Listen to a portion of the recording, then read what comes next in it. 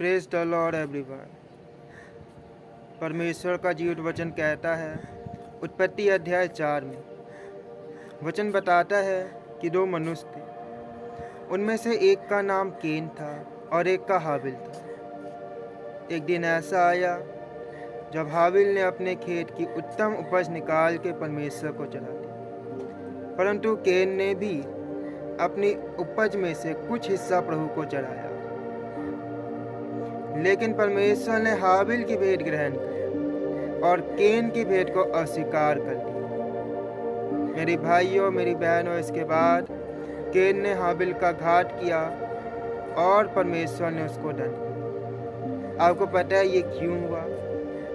ये बस अपने भाई से जलन रखने के कारण हुआ। आज हम में और आप में से कितने ही लोग ऐसे हैं जो दूसरों से जलते हैं, या यूँ कहें जो हमसे भी जलते हैं। याद रखिए, वचन बताता है कि तू किसी पराई वस्तु का लालच मत करना, तू अपने पड़ोसी से प्रेम करना, ना कि जलन करना। मेरे भाइयों मेरी बहनों, उत्पत्ति से लेकर प्रकाशित वाक्य तक क्या कहीं ऐसा लिखा गया है जो अपने पड़ोसी से बैर रखना, अपने पड़ोसी से जलन रखना? कभी नहीं लिखा गया। तो आखिर हम क्यों ऐसा करते हैं?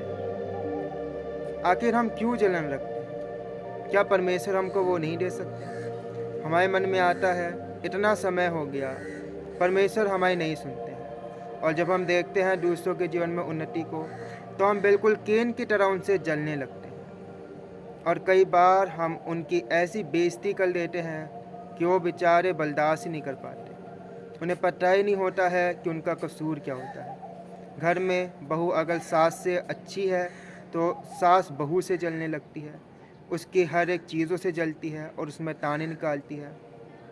ऑफिस में अगर जूनियर सीनियर से ज़्यादा अच्छा है काम में, तो सीनियर उसकी खिंचाई करने में पीछे नहीं हटता। मेरे भाइयों मेरी बहनों, आखिर हम मसीहों में ऐसा स्वभाव क्यों है?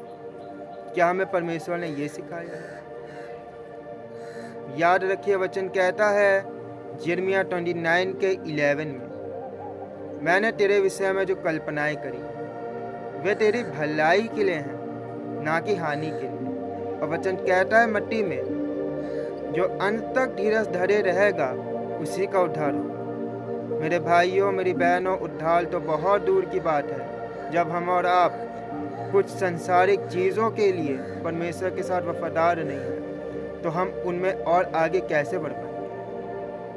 हम में से बहुत से हैं जिनके पास बहुत सारी कमी घटियाँ हैं, लेकिन हम में से कितने ऐसे हैं कि उन कमी घटियों के बाद भी वो कहते हैं yes Jesus is my lord, यीशु ही मेरा खुदा है, मैं परमेश्वर की संतान हूँ। मेरे भाइयों मेरी बहनों, याद रखिए, संसार के पास भले ही उत्तम से उत्तम चीज़ है, लेकिन हमारे पास वो है जो संसार के पास ना है, और वो है पिता परमेश्वर खुद।